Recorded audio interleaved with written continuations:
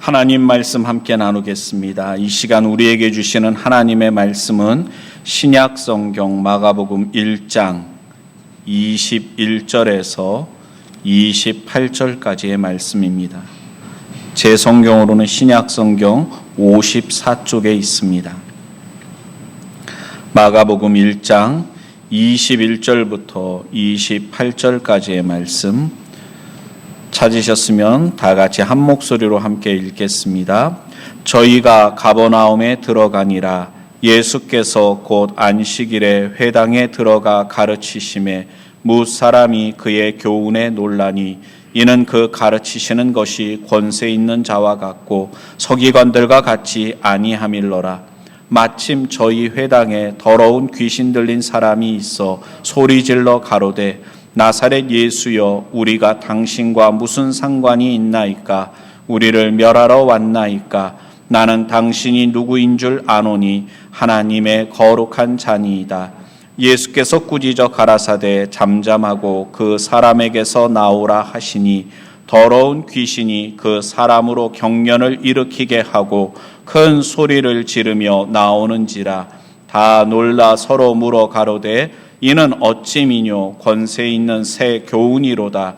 더러운 귀신들을 명한즉 순종하는도다 하더라. 예수의 소문이 곧 온 갈릴리 사방에 퍼지더라. 아멘. 할렐루야. 하나님께서 이 시간에도 귀한 은혜 주실 줄로 믿습니다. 성도 여러분, 지난주 설교 말씀 기억나십니까? 지난주에 우리가 마가복음 1장 21절 앞부분에 있는 내용들을 살펴봤었는데 설교 소두에 제가 그런 말씀을 드렸어요. 왜 이 마가복음이 기록됐는가? 성경을 쓰려고 마가가 쓰기 시작한 것이 아니라 초대교회, 특별히 로마에서 이방인들로서 예수님을 믿고 신앙생활하는 성도들이 네로 황제의 큰 박해, 환난, 그 고난 시련 가운데서 얼마나 힘듭니까? 그런 성도들을 위로하고 격려하기 위해서 예수님도 하나님의 아들이신 그분이 이 땅에 인간의 몸을 입고 와서 종으로서 주인 되신 하나님의 뜻에 따라 살아가셨는데 우리가 예수님을 본받아서 살아가야 된다.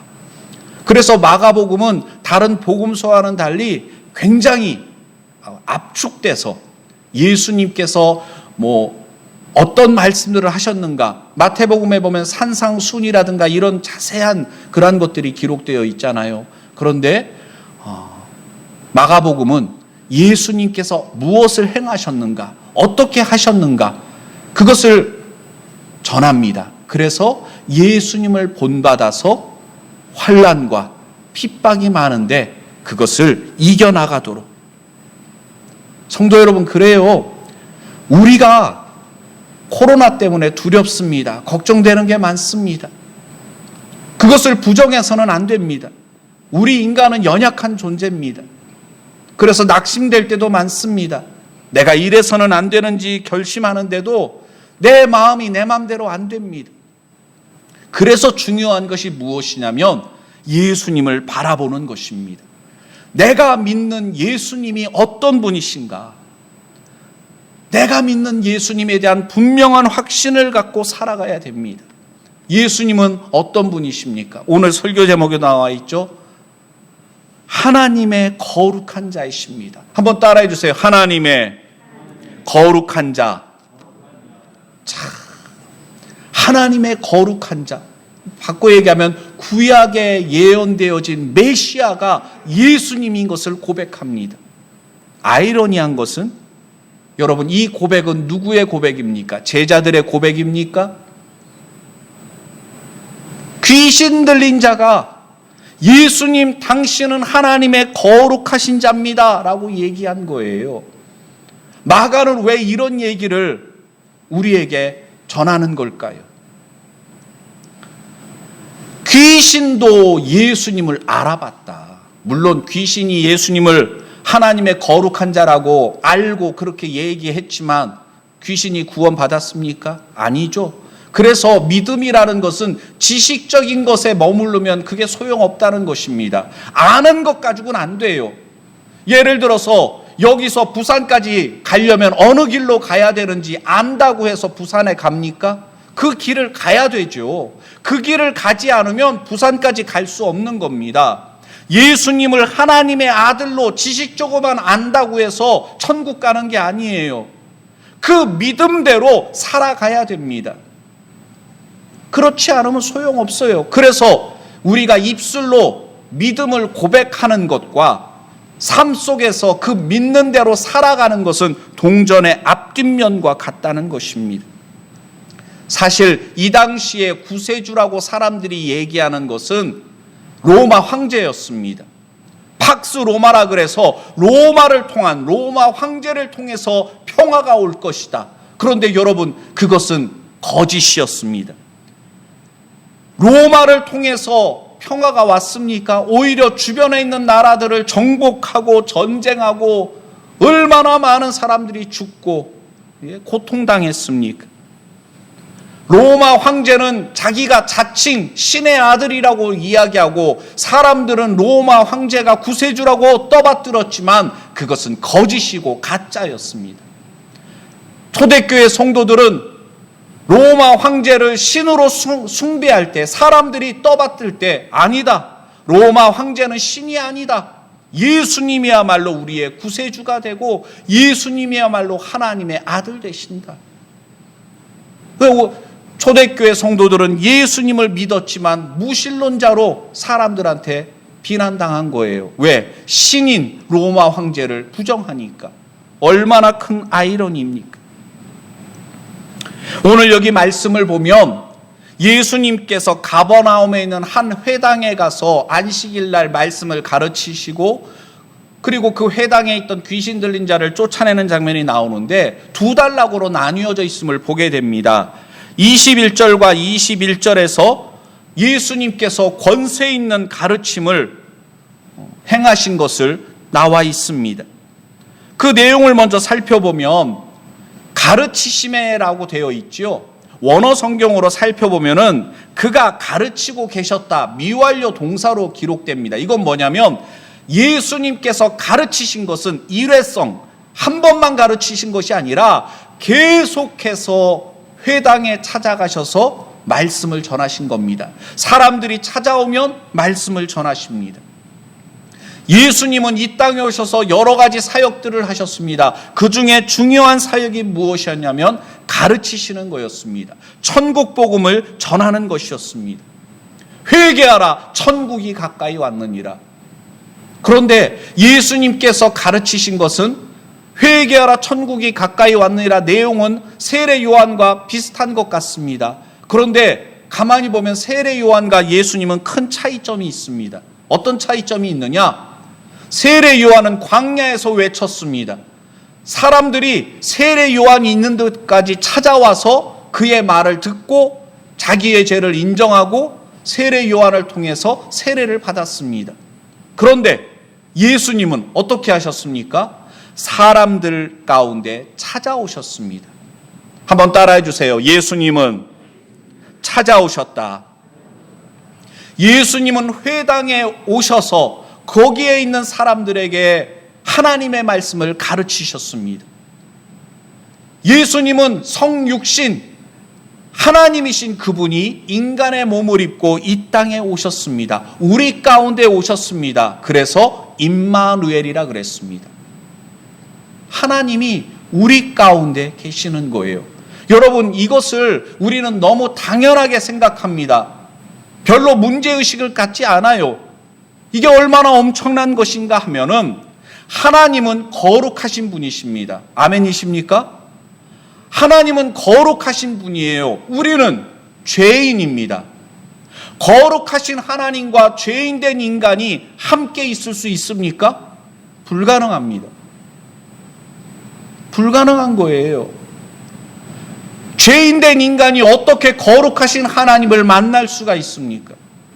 불가능한 건데 하나님께서 인간의 몸을 입고 찾아오셔서 인간의 언어로 말씀하시고, 그렇잖아요.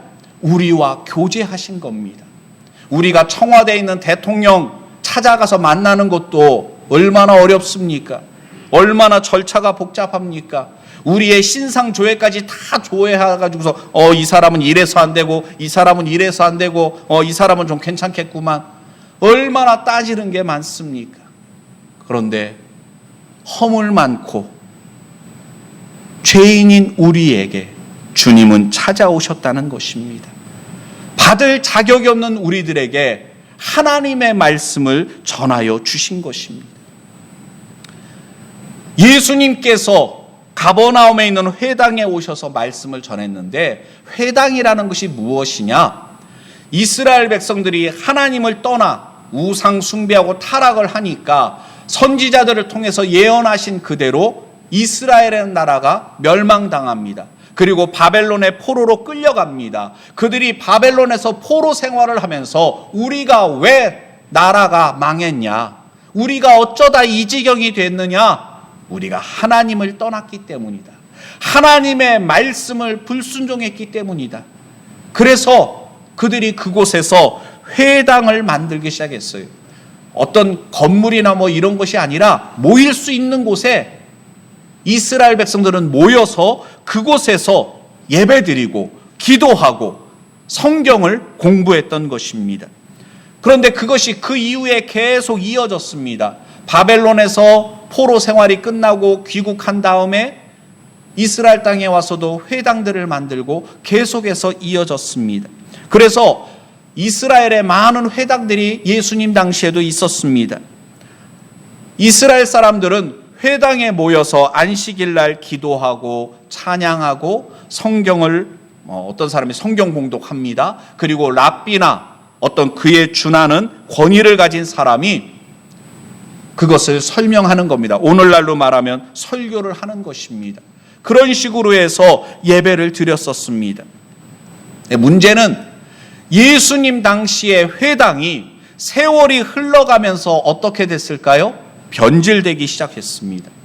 하나님의 말씀을 가르치는 곳이 되어야 되는데 하나님의 말씀보다는 장로들의 유전, 일테면 이런 것입니다. 하나님께서 모세를 통해서 십계명 율법을 주셨는데 그 율법을 잘 지키려면 어떻게 해야 되느냐? 주석 각주를 달기 시작하는 겁니다. 이 말씀을 지키려면 이렇게 해야 된다. 안식일 날 일을 해서는 안 된다 그러니까 어느 정도까지는 일이고 어느 정도까지는 일이 아니다. 얼마나 이스라엘 백성들이 여기에 집착을 했느냐면 지금도 저는 아직 성지순례 안 가봤으니까 사람들 얘기를 들어보니까 안식일 날이 되면 이스라엘 사람들은 일을 하면 안 되잖아요. 그러니까 엘리베이터가 있으면 엘리베이터 버튼을 누르는 것이 일일까요? 아닐까요? 그것도 일이라고 생각하는 거예요. 그래서 층층마다 안식일 날은 자동으로 문이 열렸다 닫혔다 열렸다 닫혔다. 예? 집안에서도 전기 스위치 켰다 껐다 하는 것도 이것도 일하는 것이 될 수 있단 말이죠. 그러니까 심지어 이방 사람한테 부탁하는 거예요. 우리나라에서 이스라엘로 유학 간 그분한테 잠깐 좀 와달라. 그래서 이거 좀 해달라. 왜? 안식일 날 자기는 일하면 안 되니까. 아주 지나칠 정도로 그것이 너무 지나쳐서 결국 어떻게 됩니까? 하나님의 말씀과는 완전히 동떨어진 하나님께서 율법을 통해서 원하시는 그것은 잃어버린 거예요. 마음은 하나님께로부터 떠나버리고 형식만 남아버린 것입니다. 그러니 회당에 하나님의 은혜가 임할 수 있겠습니까? 회당은 사람들이 모이면 정죄하고 이것도 어겼다 이것도 어겼다, 성경의 말씀이 아니라 장로들의 유전을 어겼다고 책망하고 정죄하고, 그렇지 않아도 로마의 식민지가 되어서 고통하고 신음하는 이스라엘 백성들이 회당에 가서도 위로받지 못하고 은혜받지를 못하는 일들이 되풀이되는 것입니다. 유대교에 실망한 사람들이었습니다. 회당은 생명이 없고 소망이 없는 곳으로 전락해버렸습니다. 그런데 놀라운 것은 예수님께서 그런 회당을 부정하지 않고 이 회당은 하나님께 오히려 영광이 되지 않는다. 난 회당을 거부한다. 그리고 세례 요한처럼 광야에서 다른 데서 사람들을 모아서 가르치신 것이 아니라 그런 문제투성이, 그런 회당에 예수님께서는 오셔서 그곳에서 하나님의 말씀을 가르쳤다는 것입니다. 요즘 뉴스를 접할 때 좀 답답하고 그러지 않으십니까? 선교단체라든가 어떤 교회들이 방역수칙을 지키지 않고 같이 모여가지고서 식사하고 마스크를 벗고 뭐 하고 하다가 집단 확진자들이 나와가지고서 언론에서 교회가 문제다, 교회 때문에, 개신교 때문에 문제다, 이런 뉴스나 이런 걸 접할 때 참 답답하고 무겁습니다. 한국 교회가 문제다 막 얘기들을 합니다. 그래서 오늘날 가나안 교인들이 많아진다고 해요. 예수님을 믿지만 나는 교회 안 나가. 그냥 집에서 혼자 예배드리고 신앙생활 할 거예요. 그런데 성도 여러분, 주님의 몸된 교회입니다. 교회는 건물이 아니고 성도들의 신앙 공동체입니다. 교회의 회복을 위해서 기도하고 우리가 노력해야지, 변질됐다고, 잘못됐다고, 거기에는 소망이 없다고 부정하면, 여러분, 가나안 교인들이 제대로 된 신앙생활을 할 수 있을까요? 물론 개인적으로 열심히 나름대로 하겠지만 여러분들도 한동안 유튜브를 통해서 예배드려 보셨지 않습니까? 가정에서 어쩔 수 없이 유튜브를 통해서 예배드리지만 그 예배가 성도들이 함께 모여 예배드리는 그것을 결코 대신할 수는 없습니다. 그렇기 때문에 여러분, 우리는 예수님을 본받아서, 우리는 힘들고 어렵지만 사람들이 비방하고 여러 가지 말하지만 우리가 어떻게 해서든지 교회를 회복시키고 다시금 한국 교회가 세상에 소망을 줄 수 있도록, 코로나뿐만 아니라 우리를 힘들게 하는 일들이 얼마나 많습니까? 그런 때에 정말 교회 다니는 사람들이 소망이다. 고종 황제가 자기 아내가 그 일본 놈들이 보낸 자객들에 의해서 죽었을 때 누구를 찾았습니까? 기독교인들 어디 있느냐? 믿을 사람은 기독교인들밖에 없다고 고종 황제는 생각했었습니다. 일제 식민지 하에서 6.25 전쟁으로 나라가 완전히 망할 지경에 이르렀을 때 한국 교회와 성도들은 선각자였습니다. 이민족의 소망이 되어 주었었습니다. 다시금 우리가 회복되어져야 됩니다. 그러기 위해서 여기 22절 말씀에 나와 있듯이 예수님의 가르침과 그 당시 서기관들이 해당해서 행했던 가르침에 차이가 있는데, 그 차이를 살펴보면서 우리 한국 교회가 나아갈 방향이 이거구나, 그것을 우리가 생각해 볼 수가 있습니다. 어떤 차이가 있었느냐? 왜 사람들이 놀랐느냐? 우리가 여태까지 서기관들을 통해서 들었던 가르침과는 전혀 다른 가르침이구나. 예수님께서 전하는 말씀을 들을 때에 사람들이 놀라게 됐던 이유, 그것을 살펴보면 첫 번째, 예수님은 진리만을 가르치셨습니다. 왜요? 예수님 자신이 진리이기 때문입니다. 요한복음 14장에 보면은 예수께서 가라사대 내가 곧 길이요 진리요 생명이니 나로 말미암지 않고는 아버지께로 올 자가 없느니라 말씀했습니다. 한번 따라해 주세요. 내가 곧 길이요 진리요 생명이다. 예수님께서 자기 자신을 그렇게 말씀하셨습니다. 그런데 영어 성경으로 보면은 정관사가 붙어 있어요. 그러니까 많은 길 가운데 하나, 유교, 불교, 여러 가지 종교들이 많잖아요. 그래서 어떤 사람들은 어차피 올라가는 길은 달라도 정상까지 올라가면 다 연결되어 있다, 그런 얘기도 하는데, 아니, 예수님께서 말씀하신 내가 길이다라고 말한 것은 유일한 길, 오직 이 길밖에 없다는 것입니다. 하나님께로 나아가는 길은, 다른 길은 없습니다. 다른 복음은 없습니다. 예수님만이 유일한 진리가 되십니다. 생명이 되십니다. 이런 건 좀 아멘도 하고 그러면 참 좋겠구만. 다시 한번 가겠습니다. 예수님만이 유일한 길이 되십니다. 유일한 진리가 되십니다. 유일한 생명이 되십니다. 이걸 우리가 잊어서는 안 됩니다. 세상 사람들이 뭐라 하든 코로나 때문에 정말 난리가 났는데 여러분, 이런 상황 속에서도 우리는 이것을 잊지 말아야 됩니다. 내가 믿는 예수님, 유일하신 구세주가 되시고 이분만이 나의 참 소망이 되신다. 이 확신, 이 믿음이 흔들려서는 안 되는 것입니다. 여러분, 우리가 살다 보면 우리 앞을 가로막는 여리고성이 있을 수 있습니다.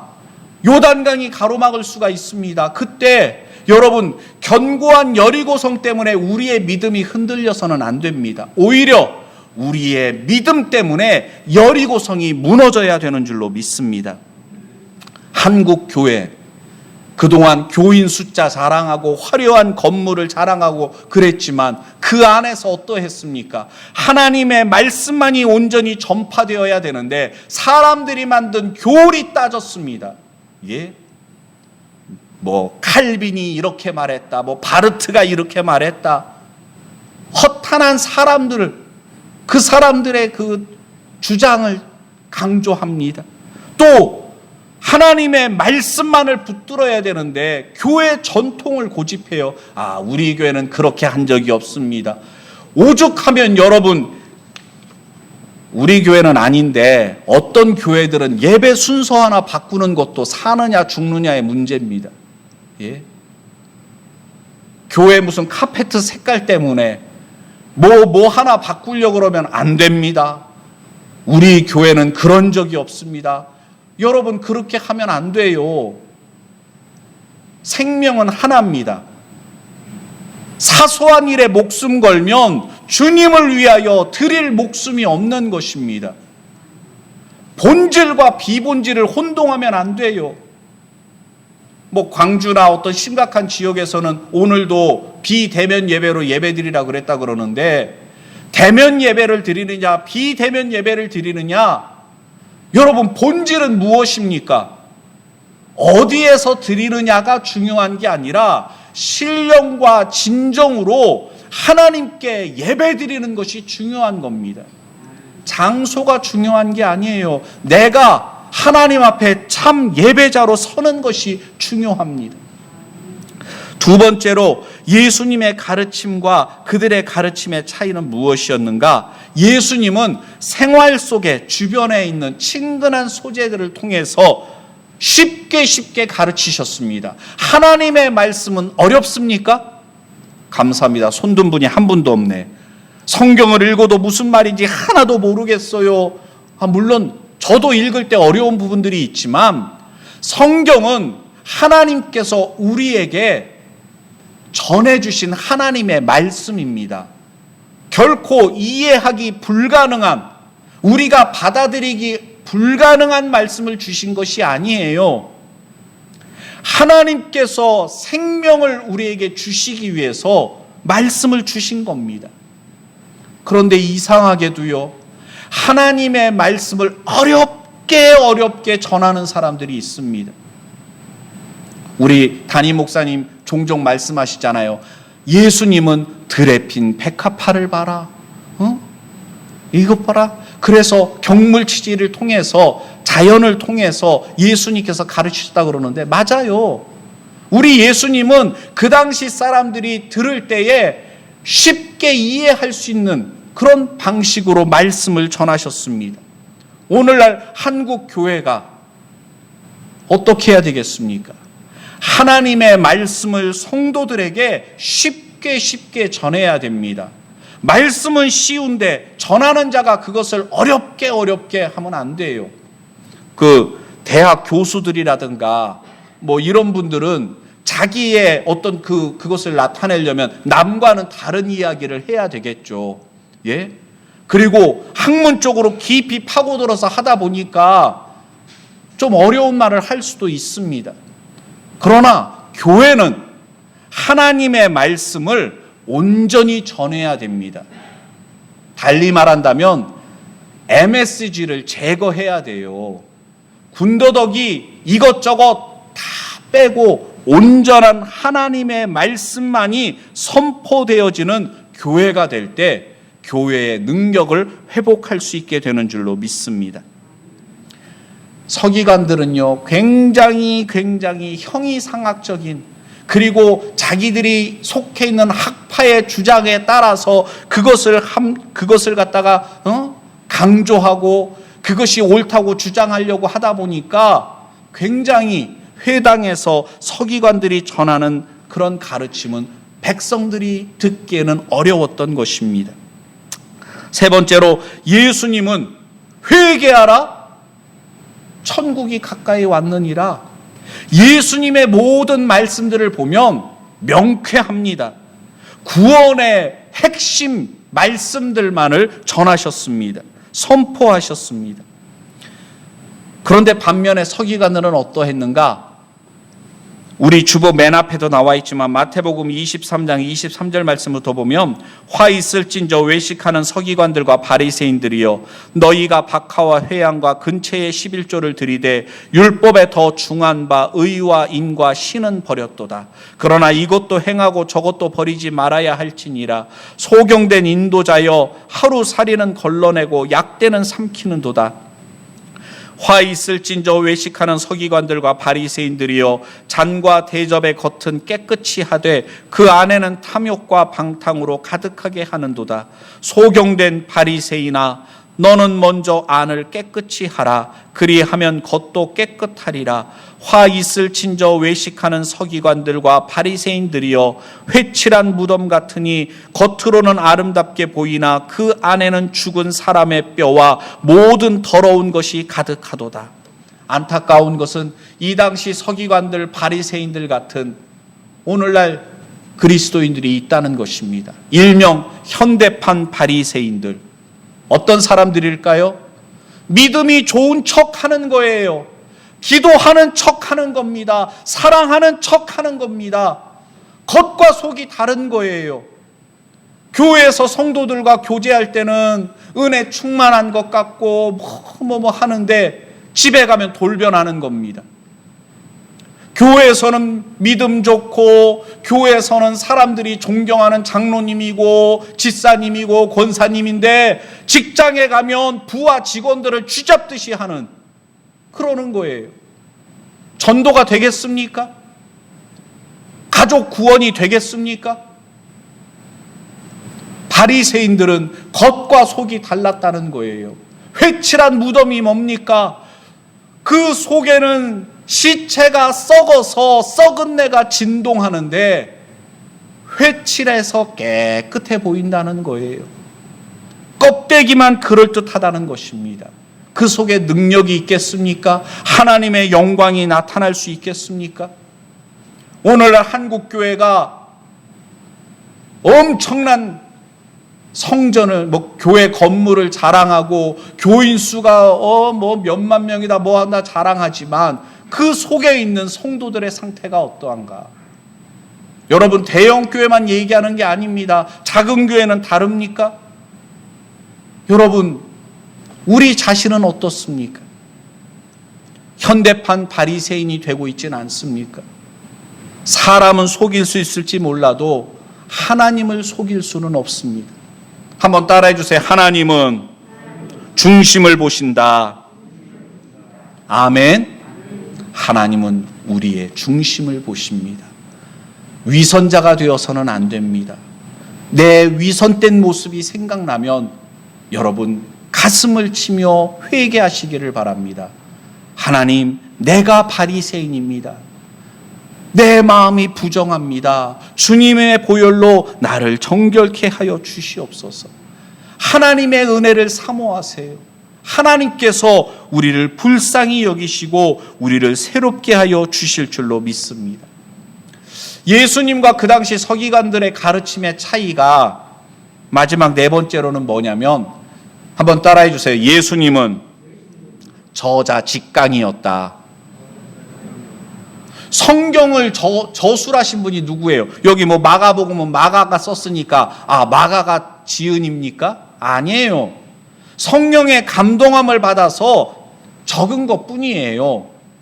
하나님께서 성경의 진정한 저자가 되신다는 겁니다. 하나님의 아들이신 예수님께서 이 땅에 오셔서 말씀을 전하시니 그게 뭡니까? 저자, 직강 아닙니까? 그러니 그 말씀에 얼마나 권세가 있었겠습니까? 힘이 있었겠습니까? 서기관들은요, 이 당시 서기관들은 하나님의 말씀 한 줄 딱 읽고서는 자기가 속한 학파, 자기 스승되는 랍비, 그분의 가르침은 어떻고 어떻고 거기서 벗어날 수가 없는 거예요. 그러니까 뭐예요? 자기 말이 아니고 전에 들은 거쳐서 자기가 알고 있는 지식을 앵무새처럼 읊어대니 그것에 확신이 있겠습니까? 그것에 어떤 힘이 있겠습니까? 불가능한 겁니다. 우리가 일상생활 속에서 그리스도인으로 살아갈 때, 우리가 예수님의 복음을 전할 때 어떻게 해야 능력이 나타나겠습니까? 내가 그 사람을 구원할 수 있는 게 아닙니다. 전도는 내가 만난 예수님, 내가 받은 은혜를 전하는 것입니다. 예수님 믿으세요. 예수 믿고 교회 나오세요. 그런데 우리의 얼굴이 그들이 볼 때 심히 걱정이 돼요. 너나 예수 믿고 복 좀 받아야 되겠다. 그 얼굴을 보니까 영 교회 가면 안 될 것 같다. 여러분, 안 돼요. 내가 은혜 받고 내가 체험한 것을 전할 때 확신이 있습니다. 제가 언제도 말씀드렸지만 제가 서인교회 오기 전까지만 해도 알레르기 비염 때문에 엄청 고생했어요. 근데 서인교회 와가지고서 알레르기 비염 때문에 고생한 적이 별로 없습니다. 저기 우리 이성호 지사님 거기 병원 다니면서 약 그거 먹고 났더니 이제는 별로 재채기 콧물이나 이런 거 별로 없어요. 물론 아주 피곤하고 그럴 때는 재채기도 나고 그러지만 예전에 비하면 엄청 좋아졌습니다. 그러니까 저는 만나는 사람들 가운데 알레르기 비염 때문에 고생하면은 거기 가보라고.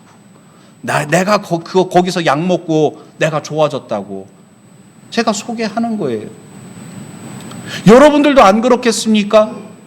수십 년 고생했었는데 어느 병원에 가서 어떤 의사를 통해서 치료받고 깨끗이 고침받으면 나랑 똑같은 병으로 고생하는 사람들을 만날 때마다 알리지 않겠습니까? 심지어 어떤 사람들은 만나는 사람한테 전하는 것으로는 부족해서 불특정 다수 인터넷에다가 막 해가지고서 알리더라고요. 왜요? 내가 경험했거든. 네? 내가 그 문제 해결을 받거든. 성도 여러분, 우리가 전도할 때, 우리가 우리의 삶 속에서 그리스도인으로서 살아갈 때 열매를 맺으려면 내가 먼저 은혜 받아야 됩니다. 아멘? 내가 먼저 변해야 돼요. 내가 예수님을 만나고 새 사람이 될 때 세상 사람들이, 가족들이, 직장 동료들이 내 변화된 모습을 보고 야, 나도 저 사람처럼 예수 믿어야 되겠다. 나도 저 사람처럼 저 사람이 다니는 교회 좀 가봐야 되겠다. 여러분, 정말 우리가 만난 예수님은 진짜입니다. 진짜인 예수님을 만나고 우리가 예수님을 통해서 구원받고 새 사람이 되었다면 예수님처럼 저자 직강은 안 되더라도 우리 안에 누가 계십니까? 성령님께서 내주하고 계십니다. 성령의 능력을 힘입어서 담대하게 내가 믿는 예수님을 전해야 될 줄로 믿습니다.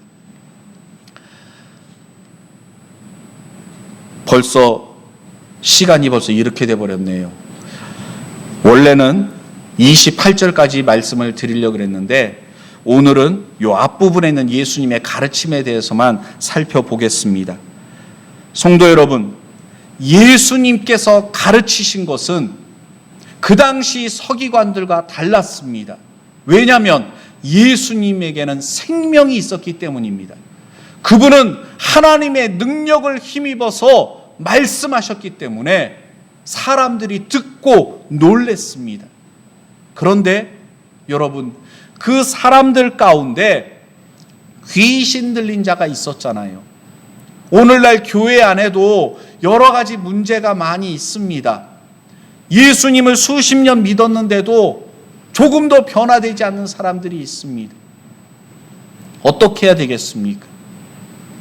오늘 말씀처럼 하나님의 거룩하신 자, 지식적으로만 알아서는 안 됩니다. 귀신처럼 지식적으로만 알아서는 안 되고 하나님의 거룩하신 자, 구약에 예언되었던 메시아인 것을 믿는다면 그 예수님의 가르침에 순종하여 살아가야 됩니다. 오늘 우리가 함께 읽은 말씀에는 언급되고 있지 않지만 저번 주에도 살펴봤지만 마가복음 1장 앞부분에 보면 제자를 삼는 장면이 나옵니다. 베드로와 안드레, 야고보, 요한, 이 제자들과 함께 회당에 가셔서 말씀을 전하신 것입니다. 제자들은 예수님의 가르치시는 것을 보았어요. 귀신을 쫓아내는 것을 보았습니다. 그리고 어떻게 되는 겁니까? 예수님을 통해서 배운 대로 그들은 나중에 예수님처럼 가르쳤습니다. 예수님처럼 귀신을 쫓아냈습니다. 제가 대학생 때 CCC에서 전도 훈련을 받고 또 대학원 때는 저 서울신대원 다닐 때 전도 폭발 훈련을 받았었습니다. 그런데 전도 훈련 프로그램을 보니까 약간 차이점이 있더라고요. 뭐냐면 전도는 어떻게 배울 수가 있습니까? 교회에서 강의를 통해서는 한계가 있습니다. 가장 확실한 교육 훈련 방법은 데리고 다니면서 전도하는 것을 보게 하는 겁니다. 조를 꾸려가지고서 두 사람이 가서 전도하면 한 사람은 기도하고 그러면서 어떻게 전도하는지를 보면서 배우는 겁니다. 예수님께서 제자들을 가르치실 때 그렇게 하셨습니다. 코로나 때문에 우리가 모이지 못하지만 여러분, 제자 삼는 사역은 중단해서는 안 됩니다. 교회가 계속해서 증인의 사명을 감당하려면 충성된 일꾼들을 양육해야 됩니다. 제자 삼는 교회가 되어야 합니다. 그건 어떻게 하는 겁니까?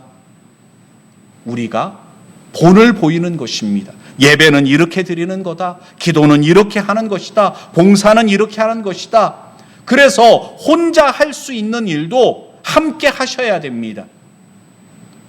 마리아가 봉사하던 거 드보라가 배우는 거예요. 드보라가 하던 거 에스더가 배우는 겁니다. 에스더가 하던 거 룻손교회가 보고 배우는 것입니다. 그래서 교회가 주님 오시는 그날까지 대를 물려가면서 계속해서 사명을 감당하는 것입니다.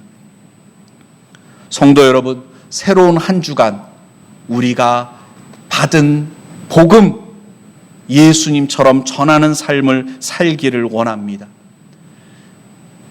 세상 사람들이 비방하고 세상 사람들이 핍박하고 여러 가지 어려움이 있지만 나만 그런 것이 아닙니다. 우리만 그런 것이 아닙니다.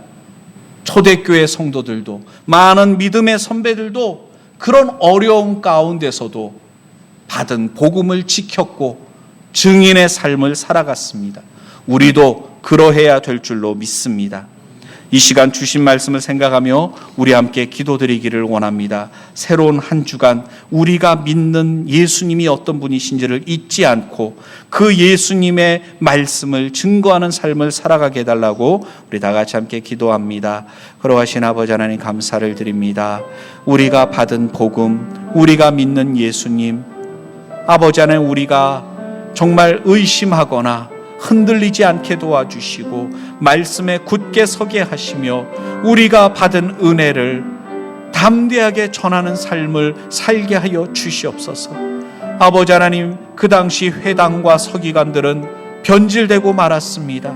하나님의 말씀에서 떠나 허탄한 사람들의 지식만을 전하다가 능력을 잃어버렸습니다. 한국 교회가 말씀을 회복하기를 원합니다. 진리이신 예수님, 그 예수님만을 온전히 증거하는 한국교회, 우리 서인교회가 되게 하여 주시옵소서. 새로운 한 주간도 주여 저희들을 붙잡아 주시고 인도하여 주시옵소서. 감사드렸고 예수님 이름으로 기도드립니다. 아멘. 살아계신 주 1절 찬양 드린 후에 축도로 예배를 마치겠습니다.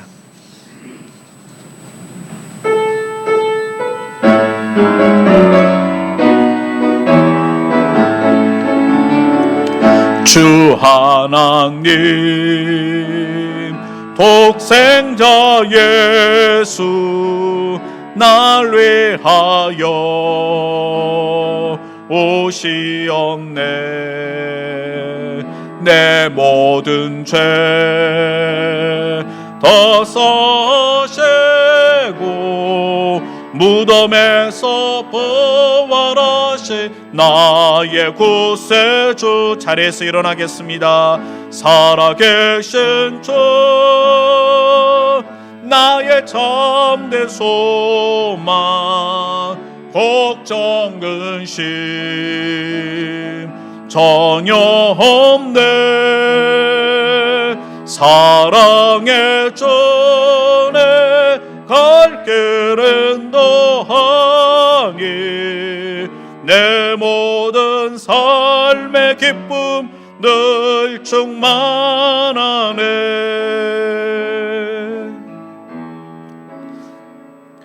지금은 우리 주 예수 그리스도의 은혜와 아버지 하나님의 무한하신 사랑과 성령의 교통하심이 우리가 믿는 예수님이야말로 하나님의 거룩하신 자, 우리의 구세주가 되심을 고백하며 그 증인의 삶을 살아가기로 다짐하는 주의 백성들 머리머리 위에 지금부터 영원토록 늘 함께하여 주시기를 예수 그리스도의 이름으로 간절히 축원드리옵나이다. 아멘.